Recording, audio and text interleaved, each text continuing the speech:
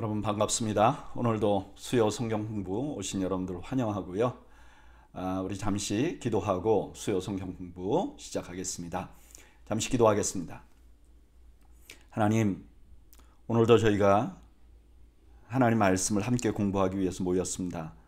하나님, 이 시간이 복되게 하시고 우리 모두가 말씀으로 인해서 은혜를 나누는 축복의 시간이 되게 해 주시옵소서. 예수님의 이름으로 기도하옵나이다. 아멘. 네, 오늘은 지난주에 이어서 요한 1서의 마지막 부분 그리고 요한 2서 3서를 함께 공부하도록 하겠습니다. 요한 1서는 이제까지 우리가 살펴본 그 개요를 말씀을 드리면 그 요한 1서를 쓸 당시에 영지주의 이단들이 교회에 들어와요. 그래서 이 사람들이 예수님이 실제 그리스도가 아니다 이렇게 주장을 하고, 또 영적으로 우리가 생각하는 것은 아주 귀한 것이고 좋은 것이고 선한 것이지만 육체적인 것은 악한 것이다. 그래서 몸을 마음대로 굴려도 된다. 그래서 죄를 짓는 것을 죄로 생각하지 않는 이런 이단들이었죠. 그런 이단들이 이제 횡행하는 이런 시기에 요한 사도는 그 사랑하는 그의 교회에게 편지하기를 그리스도가 참 하나님이시고 참 예수님이 참 그리스도이심을 증명하고, 그리고 그것을 믿는 사람들은 어떻게 해야 되는가? 하나님의 말씀, 계명을 지켜야 하고 그 중에 가장 중요한 서로 사랑하라는 계명을 지켜야 한다라는 말씀을 하셨죠. 그 모든 요한일서의 마무리가 오늘 본문에서 일어나는 것입니다. 요한일서 5장 우리가 함께 묵상을 해보도록 하겠습니다. 1절, 예수께서 그리스도이심을 믿는 자마다 하나님께로부터 난 자니 또한 낳으신 이를 사랑하는 자마다 그에게서 난 자를 사랑하느니라. 예수님을 믿는 자는 어떤 사람이냐? 하나님으로부터 난 자라는 거예요. 그러니까 하나님으로부터 난 자는 자기를 낳으신 하나님을 사랑하고 또 그 하나님이 낳으신 다른 자녀들도 사랑하게 된다. 다른 성도들도 사랑하게 된다. 지금 그리스도인 공동체를 가족 공동체로 지금 보고 설명을 해 나가는 것입니다. 이해가 되는 거죠? 논리적으로. 2절, 우리가 하나님을 사랑하고 그의 계명을 지킬 때 이로써 우리가 하나님의 자녀를 사랑하는 줄을 아느니라. 하나님을 사랑하는 것은 이것이니 우리가 그의 계명을 지키는 것이라. 그의 계명들은 무거운 것이 아니로다.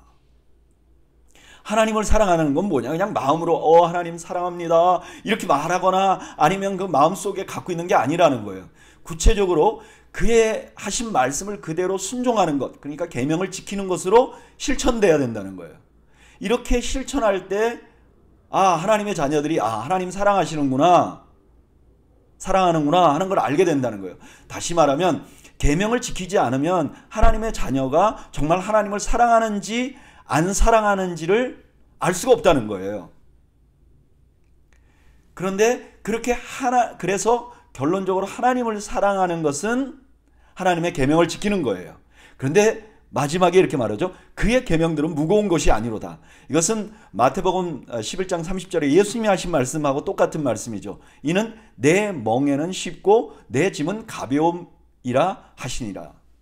아니, 하나님 말씀 지키는 것이 어떻게 무겁지 않을까요? 왜 어떻게 해서 이런 말을 할 수 있었을까요? 다음번에 답이 나오죠. 4절, 무릇 하나님께로부터 난 자마다 세상을 이기느니라. 세상을 이기는 승리는 이것이니 우리의 믿음이니라. 예수께서 하나님의 아들이심을 믿는 자가 아니면 세상을 이기는 자가 누구냐? 여기 무릇이라는 말은 왜냐하면 이라는 말하고 똑같은 말이죠. 그러니까 어떻게 해서 계명이 어렵지 않은가, 쉽다고 말할 수 있는가? 왜냐하면은 그렇게 하나님의 계명을 지키는 것이 믿음으로만 가능하기 때문에 그래요. 믿음이 그것을 할 수 있게 하기 때문에 그래요. 그 믿음이라는 건 뭐냐? 예수님께서 하나님의 아들이심을 믿는 거예요. 그냥 개인적으로 내가 믿습니다 그게 아니라 예수님이 하나님의 아들이심을 믿는 것이란 말이에요. 자, 그 다음 6절, 이는 물과 피로 임하신 이신이 곧 예수 그리스도시라. 물로만 아니요 물과 피로 임하셨고 증언하는 일인 성령이시니 성령은 진리니라. 이제 예수님이 하나님의 아들이시라는 것을 믿는 것이 믿음이라 그랬는데, 예수님이 하나님의 아들이시라는 것을 확증시키려고 뭐라 그러냐면은 예수님이 하나님의 아들이신 것을 증거하는 것이 물과 피와 성령이 이렇게 함께 증명한다. 이렇게 다음 절에 나옵니다. 그런데 여기 물과 피는 뭐냐? 어떤 분들은 물은 예수님이 세례 받으실 때, 피는 십자가에 있을 때 뭐 이렇게 말해요. 그런데 이 물과 피라는 것은 예수님의 전 생애를 강조하는 것입니다. 다 가리키는 것입니다. 그러니까 여기에 고난도 포함되어 있는 거죠. 예수님께서 이 땅에 육체로 오시고 그리고 쭉 살아가시면서 고난당하는 것까지 이 모든 것을 보니까 예수님이 하나님의 아들이에요. 아니, 그것뿐만 아니라 예수님의 삶을 보니까 그 안에 성령님께서 역사하시는 장면이 많아요. 그러니까 이 성령께서 역사하시는 걸 보니까 예수님이 하나님의 아들이신 것이 분명하다는 거예요. 이걸 7절, 8절에서 다시 한번 설명하죠. 증언하는 이가 셋이니. 유대인들은 증언하는 이가 하나면 소용이 없는 거죠. 둘 이상이 돼야 되는데 이제 셋이라는 거예요. 첫 번째는 성령님이시고, 그 다음에 물이고, 그 다음에 피라는 거예요. 그러니까 예수님이 하나님의 아들이심은 너무나 확실하다는 거죠. 9절, 만일 우리가 사람들의 증언을 받을진대 하나님의 증거는 더욱 크도다. 하나님의 증거는 이것이니 그의 아들에 대하여 증언하신 것이니라. 하나님의 아들을 믿는 자는 자기 안에 증거가 있고 하나님을 믿지 아니하는 자는 하나님을 거짓말하는 자로 만드나니, 이는 하나님께서 그 아들에 대하여 증언하신 증거를 믿지 아니하였음이라. 예수님 세례 받을 때 어떻게 했죠? 하늘에 소리가 났죠.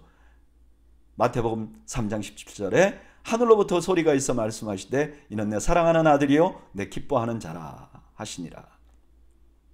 하나님이 예수님이 하나님의 아들이라고 증언했는데 이걸 믿지 않는다고 말하면 그 사람이 하나님을 믿지 않는 것이라고 말하는 거죠.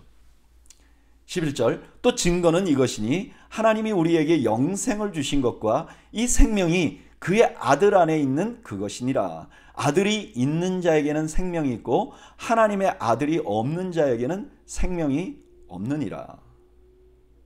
또 하나의 증거는 뭐냐? 예수님이 하나님의 아들, 예수님이 그리스도라는 증거가 뭐냐? 그 안에 생명이 있었다는 거예요. 어떻게 우리가 알 수 있죠? 예수님이 죽은 자를 살리시잖아요. 자기가 생명이 아니면 어떻게 죽은 자를 살릴 수 있겠습니까? 그리고 자신도 부활하셨죠. 그러니까 예수님 안에 생명이 있다는 것은 당연한 것이죠. 그리고 그 결과로 우리 성도들도 생명을 갖게 되는, 영생을 갖게 되는 거예요. 자, 정리해보면요. 예수님께서 하나님의 아들이라는 것을 믿는 것이 믿음이고, 이 믿음이 우리가 하나님의 말씀, 하나님의 계명을 지켜나갈 수 있게 만들어 준다는 거예요. 그리고 우리가 하나님의 계명을 지켜나갈 때에 우리가 하나님의 아들이라는 것을 확증하게 된다는 거예요. 아, 여러분 논리가 이게 분명하죠?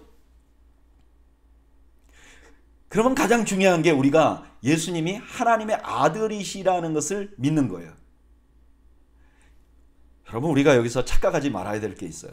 뭐냐면은 우리는 예수님을 믿으면 구원의 확신을 갖기를 원합니다. 그런데 이 구원의 확신은 마음속에 내가 감정이나 의지에 달린 게 아니에요. 아, 내가 굳게 믿어요. 나는 의심이 없어요.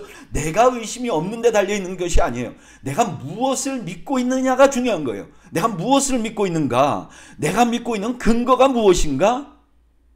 그게 중요한 거죠. 그것은 무엇이냐? 예수님이 하나님의 아들이시라는 거예요. 저는요, 오늘 수요 성경 공부 나오신 여러분들이 이런 믿음을 가지시기를 바라요.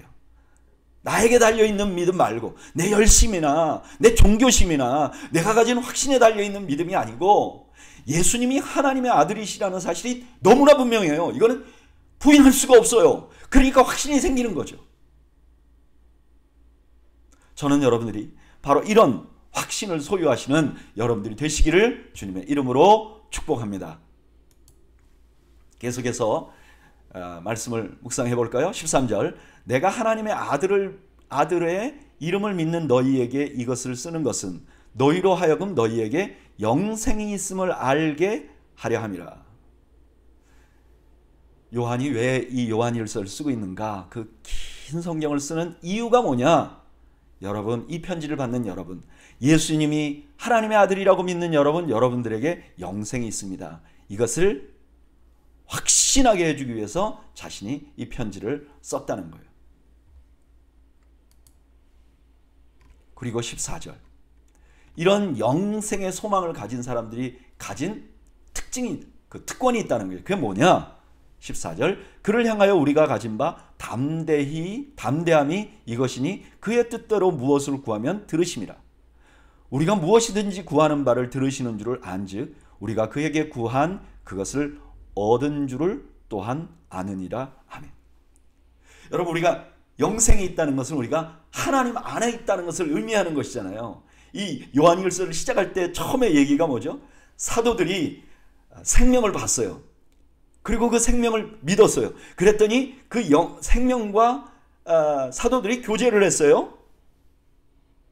그런데 이 말씀을 성도들에게 전했어요. 성도들이 예수를 믿으니까 그 같은 교제권 안에 들어갔어요. 그래서 하나님과 예수 그리스도와 성도들이 한 가족이 되었어요.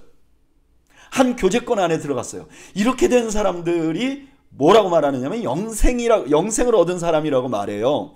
영생을 얻는다는 건 그냥 지금 죽어 천국에 간다는 의미와 더불어서 우리가 이 땅에서 하나님과 교제하며 살 수 있도록 되었다는 거죠. 그런데 이렇게 하나님과 교제하며 살게 된 사람들이 가진 중요한 특권이 있는데 그게 우리가 기도하면 하나님 들으신다는 거예요. 여러분, 우리가 기도하는 이것이 그런 배경 안에 있는 것입니다. 그런 배경 안에서 나온 것입니다. 그러니까 내가 기도하면 하나님이 들으신다는 것은 그냥 내가 느끼는 게 아니에요. 이건 현실적이고 실제적인 거예요. 그러면 이런 하나님 앞에서 우리가 가진 특권, 기도할 수 있는 특권, 기도의 응답을 받을 수 있는 이 특권을 가지고 우리가 제일 먼저 무슨 기도를 해야 될까? 16절, 누구든지 형제가 사망에 이르지 아니하는 죄 범하는 것을 보거든 구하라. 그리하면 사망에 이르지 아니하는 범죄자를 위하여 그에게 생명을 주시리라. 사망에 이르는 죄가 있으니 이에 관하여 나는 구하라 하지 않노라. 모든 불의가 죄로 돼 사망에 이르지 아니하는 죄도 있도다.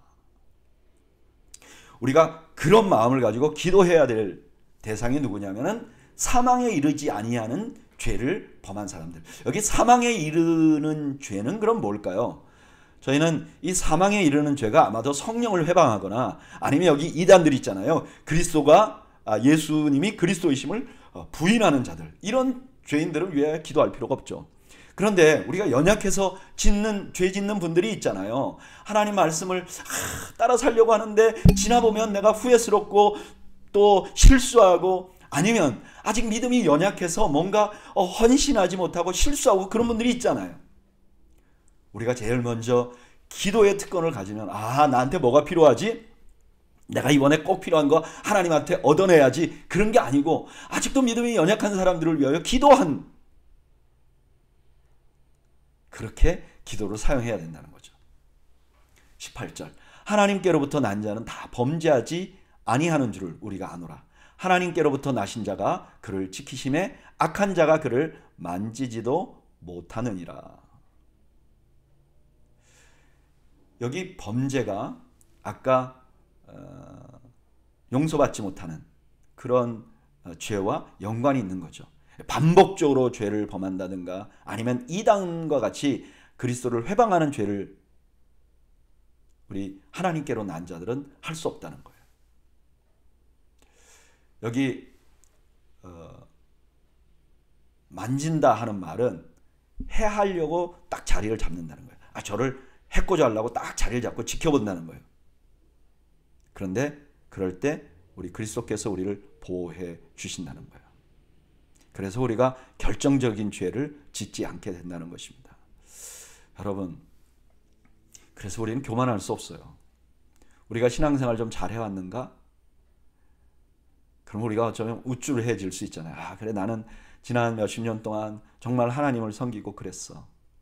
나는 그래도 큰 죄를 저지르지 않았어. 우쭐할 수 있잖아요. 근데 오늘 본문 뭐라 그러죠? 그거 당신이 능력으로 한 것이 아니야.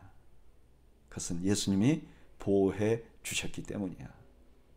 저는 이 말씀에 아멘은 하는 여러분들이 되시기를 바랍니다. 19절, 또 아는 것은 우리는 하나님께 속하고 온 세상은 악한 자에게 처한 것이며, 또 아는 것은 하나님의 아들이 이르러 우리에게 지각을 주사 우리로 참된 자를 알게 하신 것과, 또한 우리가 참된 자 곧 그의 아들 예수 그리스도 안에 있는 것이니 그는 참 하나님이시요 영생이시라. 우리가 보호만 받는 게 아니라, 예수님으로부터 보호만 받는 게 아니라 그냥 소속이 자체가 옮겨져요. 하나님 소속으로 옮겨져요. 악한 죄를 짓는 사람들은 소속이 세상이에요. 그런데 우리가 그렇게 되지 않는 우리, 하나님께 보호를 받는, 예수님께 보호를 받는 우리는 하나님께 속한 사람이에요. 그리고 그렇게 우리가 하나님께 속하게 된 이유는 하나님의 아들이 우리에게 오셔서 하나님을 알게 하셨고, 또 하나님 안에 들어갈 수 있도록 해 주셨기 때문이라는 거예요. 21절, 자녀들아 너희 자신을 지켜 우상에게서 멀리하라.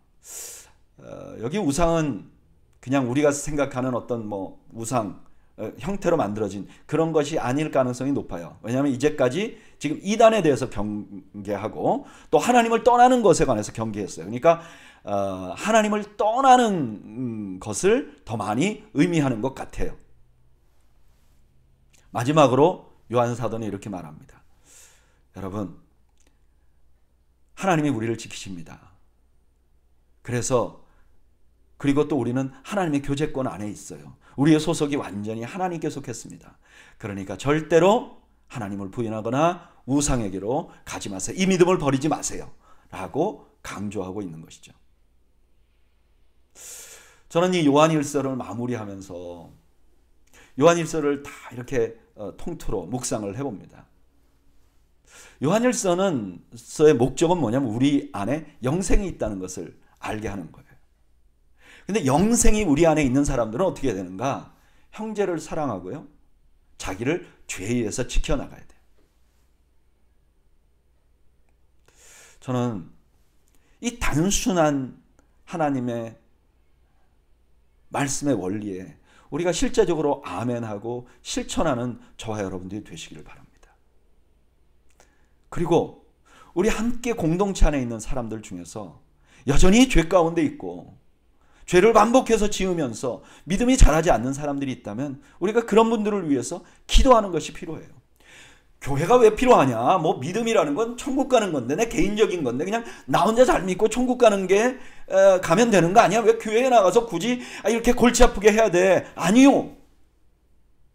우리가 만약에 믿음이 있다면 제일 먼저 우리가 해야 될 것은 무엇이냐? 하나님 앞에 기도하는 것인데, 이 기도가 기도할 때 가장 먼저 해야 될 우선순위가 뭐냐면은 나의 기도가 필요한 사람들을 위해서 기도하는 것이라는 거예요. 사도 요한은 우리가 믿음에 든든히 서 있을 뿐만 아니라 우리가 서로 믿음이 연약한 자를 세워나가면서 주님 오시는 날까지 신앙생활 해나가기를 바라고 있습니다. 저는 우리 교회가 그런 교회가 되면 좋겠어요. 그냥 세상적인 그런 펠로십이 아니라, 그냥 어떤 종교심을 만족시켜주는 것이 아니라, 우리 안에 영생이 있음을 알고 우리가 형제를 사랑하고 또 여전히 나도 죄 가운데 있지 않도록 조심하면서 여전히 자라지 못하는 우리 형제자매를 위하여 기도하고, 그래서 영적인 운동이 우리 안에 지속적으로 역사하시는 그런 교회 말이죠. 저는 우리 교회가 그런 교회가 되기를 소원합니다. 다음으로 넘어갈까요? 요한일서. 요한일서는요, 요한일서하고 매우 유사해요. 왜 사도 요한이 요한일서를 쓰고 다시 비슷한 내용의 이서를 또 썼을까? 1세기 후반이 되면 이제 사도들이 세상을 점점 떠나잖아요. 그러니까 이제 적은 수의 사도로부터 직접 가르치심을 받은 적은 숫자의 그 사람들, 지도자들이 남아 있는 거예요. 근데 교회는 아주 폭발적으로 늡니다. 그러니까 한 사람의 제자, 그러니까 사도의 직접 제자들이 그냥 한 교회만 목회하는 게 아니라 이분들이 다니면서 이 지역 저 지역 다니면서 말씀을 전해야 되는 상황이 됐어요. 이걸 순회 교사라고 합니다. 이런 순회 교사들은 일정한 그 거처가 없기 때문에 이분들이 교회에 오면요, 교회는 그들을 극진히 대접하는 것을 의무로 생각했어요.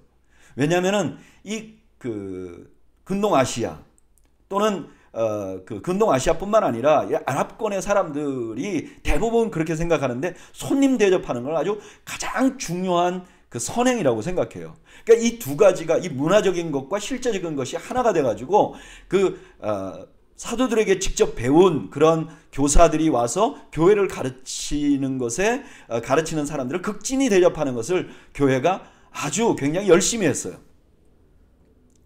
그런데 이 사도 요한이 요한 1서를 쓸 때쯤 돼서는 어떤 현상이 생겼냐면은 교회에서요, 이단으로 추방된 사람들이 있잖아요. 아까 말한 것처럼 영지주의에 빠져서 교회에 추방된 사람들이 있는 거예요. 이 추방된 사람이 할 게 없잖아요. 그러니까 이 사람들이 마치 사도들에게 직접 배운 교사들이 다니면서 복음을 전파하는 것처럼 이 사람들이 자기들이 그런 교회를 방문하는 거예요. 그리고 자기들이 선생이라고 이렇게 말하는 거예요.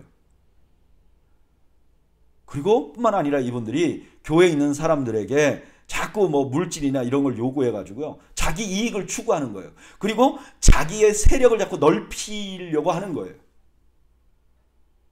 그러니까 사도 요한은 지금 요한 1서에서 여러분 그 영지주의 이단을 경계하십시오. 우리는 교회 안에서 우리가 이미 영생을 가진 것을 알고 더 조심해서 거룩하게 살아나가고 형제를 사랑하십시오. 이렇게 말했는데 이 교회를 떠난 사람들은 그들이 원래 우리 교회에 있는 사람들이 아니었다. 안심하라 그렇게 말했는데 이 이단들이 다니면서 말이죠. 그 이단 사설을 자꾸 전파하는 거예요. 그러니까 이거 정리해야 될 필요가 생긴 거죠. 그래서 요한 2서를 쓰게 된 것입니다.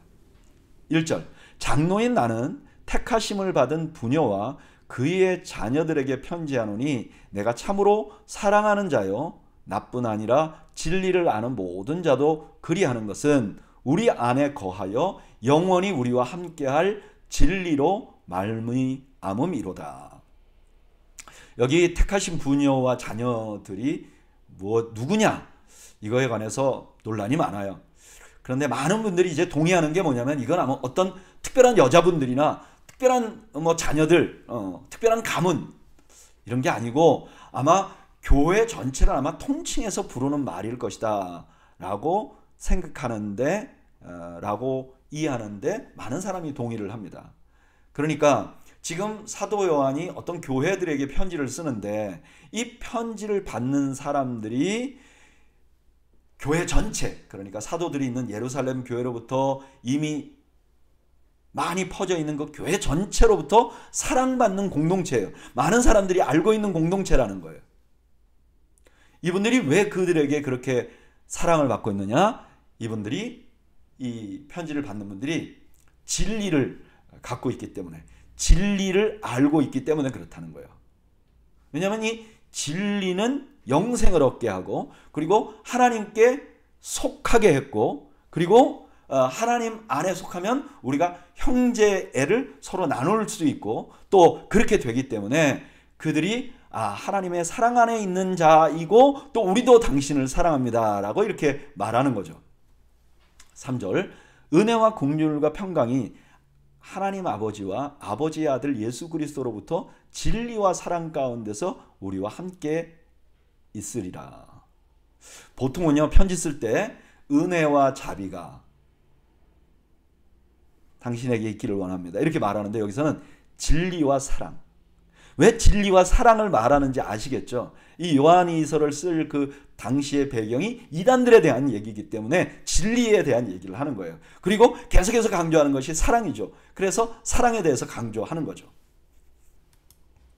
4절, 너희 자녀들 중에 우리가 아버지께로부터 받은 계명대로 진리를 행하는 자를 내가 보니 심히 기쁘도다. 부녀여 내가 이제 내게 구하노니 서로 사랑하자. 이는 새 계명같이 내게 쓰는 것이 아니요 처음부터 우리가 가진 것이라. 또 사랑은 이것이니 우리가 그 계명을 따라 행하는 것이요 계명은 이것이니 너희가 처음부터 들은 바와 같이 그 가운데 행하라 하심이라. 아멘.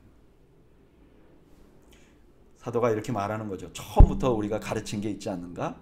서로 사랑하라는 거죠. 이걸 교회가 실천하는 거 보니까 너무 기쁘다는 거예요. 뿐만 아니라 그 계명에 따라서 살려고 몸부림치는 것을 보니까 너무 기쁘다는 거죠. 먼저 칭찬을 하는 거죠. 여러분, 지금 사도가 교회를 보고 이렇게 칭찬하며 기뻐하는 것은 그냥 굉장히 분명한 것입니다. 말씀 가운데 있고 사랑을 실천하고. 저는 이 말씀을 이렇게 묵상하면서 그런 생각이 들더라고요. 이 시대가 진리를 고수하는 것도 굉장히 중요한 것 같아요. 왜냐하면 참 이상하게 말씀 전하는 사람들이 참 많아요. 더군다나 요즘은 이 인터넷이나 또 여러 가지 SNS를 통해서 이단들이 굉장히 더 적극적으로 자신들을 홍보하는 그런 시대가 됐어요. 그래서 말씀 위에 든든히 서 있는 것, 이게 너무 중요합니다. 그러나 또 하나 중요한 것은 뭐냐면 우리가 사랑을 잃지 않는 것이죠. 요한계시록 2장 4절에 보면 에베소 교회를 향해서 이렇게 말하죠. 그러나 너를 책망할 것이 있나니 너의 처음 사랑을 버렸느니라. 저는 우리 더 웨이 교회가 예수님의 말씀을 따라가는, 예수님이 진리이심을, 길이심을 확신하는 교회라고 믿습니다. 또 그런 마음을 담아서 교회 이름을 더 웨이라고 지었는 줄로 믿습니다. 그런데 그런 우리가 잊지 말아야 할 것이 있습니다. 그것은 사랑입니다. 저는 특별히 우리 교회에서는 이런 사랑을 실천하는 것이 우리 모든 교우들이 해야 되지만 우리 소그룹에서 그런 일이 일어나야 된다고 믿습니다. 교회 전체가 이렇게 일어나서 그렇게 사랑을 다 일일이 나누기는 좀 어려울 것 같아요. 그래서 우리가 소그룹이 생겼고요. 이 소그룹 안에서 서로 간에 깊이 돌보고 어려운 사람들을 돌보고 또 그들을 위하여 기도하며 서로 신앙적으로 서로 성숙하고 자라날 수 있도록 돕고 또한 물질적인 필요도 서로 나눌 수 있는 그런 공동체가 되기를 바랍니다. 물론 여기 물질적인 필요를 나눈다 그래서 무슨 개를 해라, 돈을 뭐 빌려주고 돈 거래하라 이런 말은 아닙니다. 작은 사랑이라도 서로 나누면서 서로 격려하는 그런 공동체가 되기를 바랍니다. 이제 계속해서 7절 미혹하는 자가 세상에 많이 나왔나니 이는 예수 그리스도께서 육체로 오심을 부인하는 자라 이런 자가 미혹하는 자요 적그리스도니. 사도가 먼저 교회를 칭찬하고 나서요. 그 다음에 그때 당시에 돌아다니던 이단에 관해서 탁 말하는 거죠. 예수님이 육체로 오심을 부인하는 자 적그리스도. 8절 너희는 스스로 삼가 우리가 일한 것을 잃지 말고 오직 온전한 상을 받으라. 지나쳐 그리스도의 교훈 안에 거하지 아니하는 자는 다 하나님을 모시지 못하되 교훈 안에 거하는 그 사람은 아버지와 아들을 모시느니라. 이단에 대해서 조심해야 된다는 거예요. 이단에 넘어가면 안 된다는 거예요. 예수께서 그리스도이심을 부인하는 자들은 이단들이에요. 그들은 하나님의 사람들이 아니에요. 적그리스도예요. 그들을 경계해야 돼요. 그리고 그렇게 하려면 어떻게 해야 되느냐? 사도들이 자신들에게 가르친 그 처음부터 가르치신 진리, 거기에 더 든든히 서가야 된다는 거예요. 그리고 아주 강력한 경고를 합니다. 10절, 11절 누구든지 이 교훈을 가지지 않고 너희에게 나가거든 그를 집에 들이지도 말고 인사도 하지 말라. 그에게 인사하는 자는 그 악한 일에 참여하는 자임이라. 이단들에 대해서 단호하게 대처하라 그래요. 애매한 입장을 취하는 것이 그들을 옹호하는 것 같은 오해를 받을 수가 있다는 거예요. 아주 단호하게 하라는 거예요. 여러분, 크리스찬은요 사랑해야 할 사람과 싸워야 할 사람을 잘 분별해야 합니다. 어떤 분들은 이렇게 해요. 나에게 잘 못하는 사람은 용납하지 못해요. 어떻게 나한테 그럴 수가 있느냐고. 그런데 교회를 어지럽히고 이단 사설을 퍼뜨리는 사람들에게는 그냥 피해버리고 그냥 젠틀하게 인사하고 그렇게 하지 말라는 거예요. 저는 여러분들이 이런 일에 좀 분명한 분들이 되시기를 축복합니다. 사실 이런 분별력이 없으면 교회가 항상 좀 어려운 것 같아요. 교회는 항상 이런 분별력을 분명하게 가질 필요가 있습니다. 사랑해야 할 사람과 싸워야 할 사람, 이것을 분명하게 구분할 수 있어야 합니다. 나 개인적인 관계나 감정에 가는 것은 우리가 사랑해야 합니다. 내가 양보해야 됩니다. 그러나 진리에 관해서는 우리가 양보해서는 안 됩니다. 단호해야 합니다. 12절 내가 너희에게 쓸 것이 많으나 종이와 목으로 쓰기를 원하지 아니하고 오히려 너희에게 가서 대면하여 말하려 하니 이는 너희 기쁨을 충만하게 하려 함이라. 택하심을 받은 내 자매의 자녀들이 내게 문안하느니라. 이단에 관해서 단호하라고 말하고 나서 이제 말씀을 정리를 하게 됩니다. 여러분, 저는 이 말씀 묵상하면서 예전에 제가 신학교 다닐 때 신학교 교수님께서 사사기 말씀을 가르치면서 이런 말씀을 설교 때 한 말이 기억이 납니다. 그게 뭐냐면 싸울 자와 화친할 자. 싸울 자와 화친할 자를 구별을 못하고 내 편과 싸우면 그거야말로 어리석은 삶이 된다는 거예요. 그런데 싸워야 될 자에게 또한 화친해도 어리석은 자가 된다는 거예요.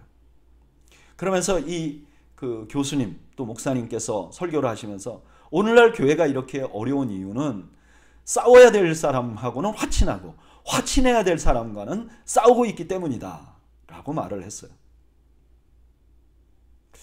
여러분, 교회는 사랑이 많아야 합니다. 그러나 교회를 해코자 하는 이단 사설이나 교회를 나누거나 교회를 어지럽히는 자들에 관해서는 아주 단호해야 합니다. 저는 교회 지도자의 역할 중에 하나가 그것이라고 생각합니다. 교회의 목사가 되고 교회의 장로가 된다, 교회 집사가 되고 권사가 된다는 것은 어떤 의미인가? 우리 모두가 다 악한 역할을 하기 싫죠. 단호한 역할을 하기 싫죠. 그러나 때로는 우리가 눈물을 머금고 교회 공동체를 지키기 위해서 이단과 싸워야 하죠. 그래서 여러분, 우리 교회 지도자들을 위해서 여러분 기도해 주시기 바랍니다. 우리가 사랑을 실천함과 동시에 또한 이 진리를 보수하고 교회를 보호하는 일에 최선을 다할 수 있는 그런 지도자들이 될 수 있도록 여러분 기도해 주시기 바랍니다. 이제 요한 3서로 들어가죠.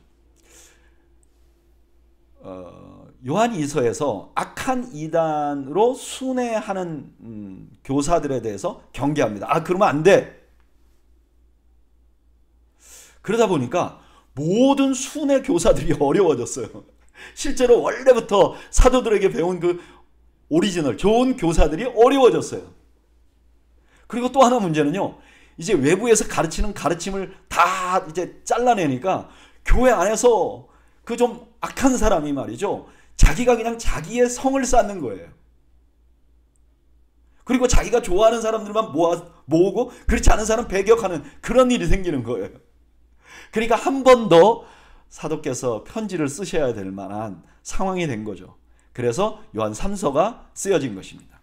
1절 장로인 나는 사랑하는 가이오 곧 내가 참으로 사랑하는 자에게 편지하노라. 요한 3서는 한 사람, 아마 이분이 교회 리더 같아요. 이분에게 편지를 쓴 거예요. 가이오라는 이름이 성경에 여러 번 나옵니다. 마게도니아 사람 가이오도 있고 더베 사람 가이오도 있고 고린도 사람 가이오가 있어요. 그래서 이 셋 중에 누구냐 뭐 이렇게 우리가 고민할 수도 있는데 사실은 가이오라는 이름은 당시에 굉장히 흔한 이름이었다 그래요. 그러니까 이게 지금 우리가 말하는 마게도냐 사람이냐 더베 사람이냐 고린도 사람이냐 그 중에 한 사람이 아닐 수도 있다는 거예요. 그냥 어떤 교회의 지도자예요. 가이오라는 분. 2절. 사랑하는 자여 내 영혼이 잘된 같이 내가 범사에 잘되고 강건하기를 내가 간구하노라.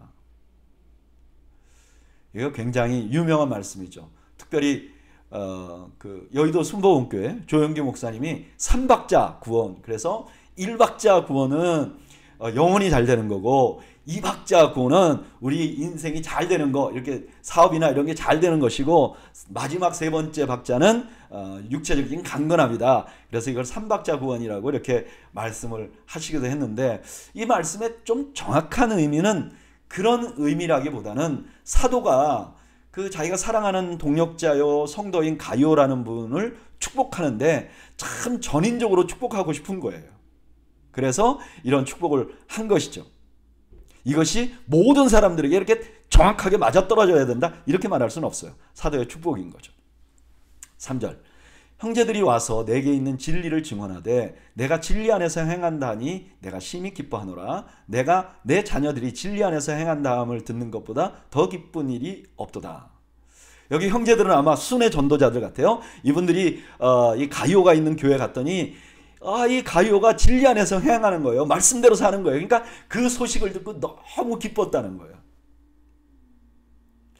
아마 여기 진리 안에서 행한다는 건 아마 옳고 그른 대로 산다는 뜻보다는 사랑을 베푸는 것과 연관이 있는 것 같아요. 순회 교사들이 갔더니 가이오가 잘 맞아서 이분들에게 사랑을 베푼 거죠. 그 소식을 요한 사도가 듣고 내가 그 소식을 들으니까 너무나 기쁘다고 말하는 거예요. 5절. 사랑하는 자여 내가 무엇이든지 형제 곧 나그네 된 자들에게 행하는 것은 신실한 일이니 그들이 교회 앞에서 너의 사랑을 증언하였느니라. 내가 하나님께 합당하게 그들을 전송하면 좋으리로다. 여기 나그네 된 자들은 아까부터 말씀드리는 순회 교사들이죠. 그런데 이분들이 가이오에게 갔더니 가이오가 너무 잘해줬어요. 그래서 그 교회에서 많이 가르치셨어요. 그리고 그 소식을 본부에 와서 요한 사도에게 말했어요. 그리고 요한 사도가 다시 그 지역으로 교사를 파송했어요. 그러니까 이제 요한이 이렇게 말하는 거죠. 이제 내가 그들을 다시 너한테 보내니까 그들을 잘 대접할 뿐만 아니라 나중에 그들을 잘 전송하면 좋겠다. 그들을 떠날 때 물질적으로도 그분들에게 사랑을 주면 좋겠다. 왜 그러냐? 7절. 이는 그들이 주의 이름을 위하여 나가서 이방인에게는 아무것도 받지 아니함이라. 그러므로 우리가 이 같은 자들을 영접하는 것이 마땅하니 이는 우리로 진리를 위하여 함께 일하는 자가 되게 하려 함이라. 왜 그들에게 물질적으로 대접해야 되느냐? 이분들이 이방에 나가서는 그들에게 물질적인 도움을 받지 않는다는 거예요. 그러니까 완전 자비량을 하는 거죠. 그러니까 이미 먼저 그리스도인 된 사람들이 좀 도와줘야 될 필요가 있다는 거예요. 여러분, 그 이단 사설을 펼치는 사람과 진리를 갖고 있는 사람들이 중요한 차이점 하나가, 진리를 가지고 있는 사람이 진짜라면, 이단을 하는 사람이, 이단을 전파하는 사람들이 진짜라면, 이단을 전파하는 사람들은 진짜가 아니기 때문에 이분들이 결국 나중에 가면 물질 문제가 부딪힙니다. 자기가 부자가 돼요. 그런데 말은 진리를 전하지만 또한 자기 자신의 부만 추구하는 사람이 있어요. 그러면 이게 자기가 가지고 있는 보물은 진리이지만 실제 삶은 이단과 같은 삶을 사는 것이죠. 아마 초대교회 때도 그랬던 것 같아요. 이렇게 순회하면서, 쫓겨난 이단들이 순회하면서 이렇게 다녔던 사람들은 자기 명성을 더 많이 생각했고 또 물질적으로 자기가 더 많은 후원을 받으려고 했던 것 같아요. 그런데 지금 가이오에게 갔던 이 선생님들은 그렇게 안 했던 거죠. 그러면서 가이오에게 이분들을 도우라고 말합니다. 이렇게 도우면 이분들이 좀 더 효과적으로 사역할 수 있죠. 그런데 그뿐만 아니라 더 중요한 것은 이렇게 가이오가 그분들을 물질적으로 돕잖아요. 그러면서 가이오가 그들과 함께 동력하는 그런 은혜를 받는다는 거예요. 이거 너무 중요한 것 같아요. 요즘에 우리한테는요. 우리가 선교사님들 도우면 우리가 선교사님들과 함께 동력한다는 거예요.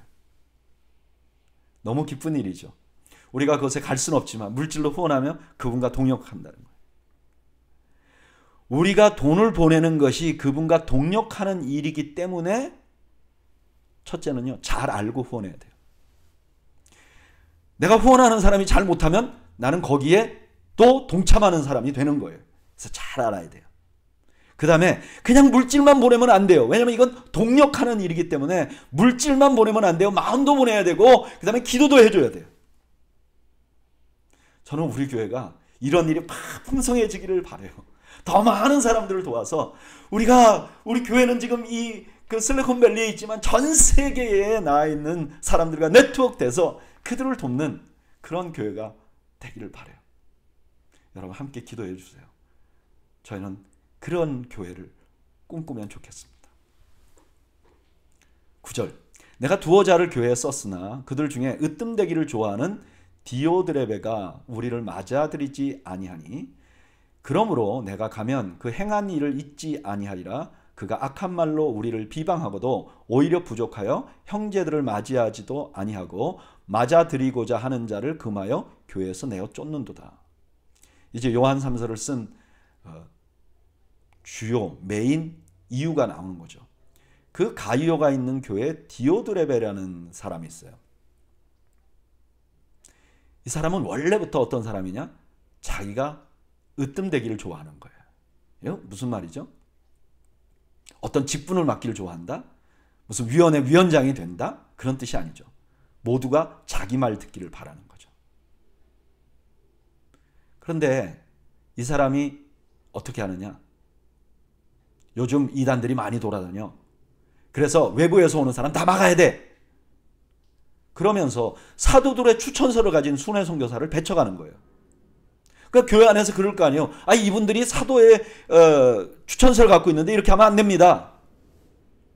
그랬더니 이 디오드레베가 사도들이 뭐냐? 사도들도 실수할 수 있지 않느냐? 그들이 가르친 것도 내가 가만히 생각해 보니까 논리적으로 안 맞아. 이렇게 하면서 사도들도 비난하고 그 다음에 그렇게 자기에게 대항해서 순회 선교사를 받아들이자고 말한 사람까지 교회에서 추방하는 거예요. 사도는 뭐라 그러냐? 자기가 그거 잊지 않겠다 그래. 가만히 안 두겠다 그래. 단호하게 처리하겠다는 거죠. 11절 사랑하는 자여 악한 것을 본받지 말고 선한 것을 본받으라. 선을 행하는 자는 하나님께 속하고 악을 행하는 자는 하나님을 배웁지 못하였느니라. 가이오에게 이렇게 말하는 거예요. 그런 사람 본받으면 안 돼요. 무조건 따라가면 안 돼요. 저는 우리가 분별력이 있기를 바랍니다. 분별력이 있으려면 어떻게 해야 될까요? 이건 개인적인 생각인데 분별력이 있으려면요. 곡해되지 않도록 팩트를 봐야 돼요. 교회가 어렵고 힘들다든가 어떤 서로 이렇게 대화 가운데 이해가 안 되는 부분이 생기면요. 팩트를 봐야 돼요. 설명한 거 말고요. 해설된 거 말고 그 사실이 어떤가를 볼 수 있어야 돼요. 그 두 번째는 넓게 볼 수 있어야 돼요. 내 중심으로만 보는 게 아니라 이것이 공동체에 어떤 유익이 되고 어떤 해가 되는지 볼 수 있어야 돼요.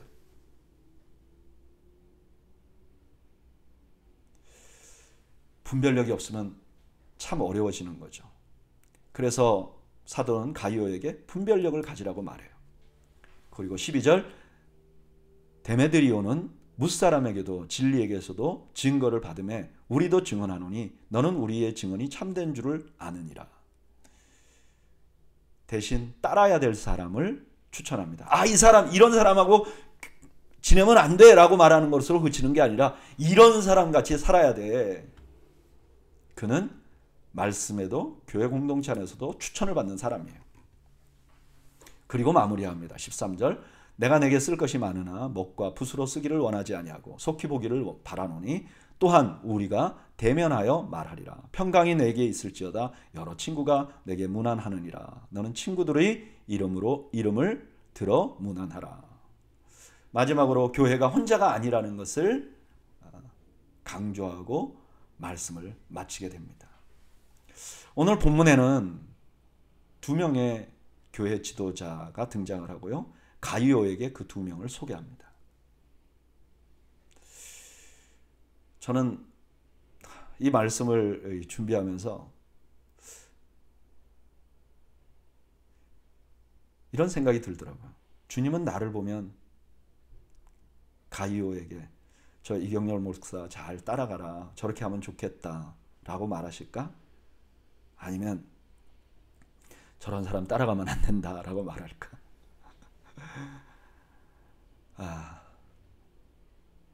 이런 말씀에 부딪힐 때마다 부끄러움이 참 많은 것 같아요.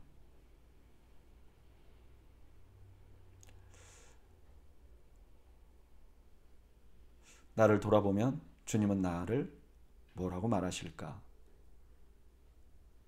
두렵기도 합니다.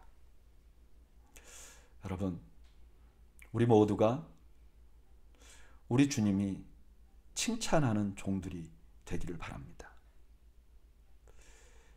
1세기 말에 교회는 굉장히 혼란스러웠습니다. 이단도 있고 핍박도 있고, 그 와중에 교회 안에서 또 자기 세력을 확장시키는 사람도 있고,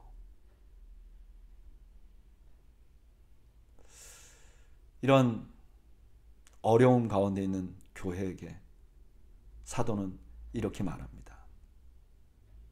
여러분, 우리는 영생을 얻었습니다. 그래서 우리는 하나님의 계명을 지켜야 하는데 그것이 서로 사랑하는 것입니다. 우리 서로 사랑합시다. 그리고 이단들에 대해서 단호하게 입장을 취해서 교회의 거룩성을, 진리를 지켜나갑시다.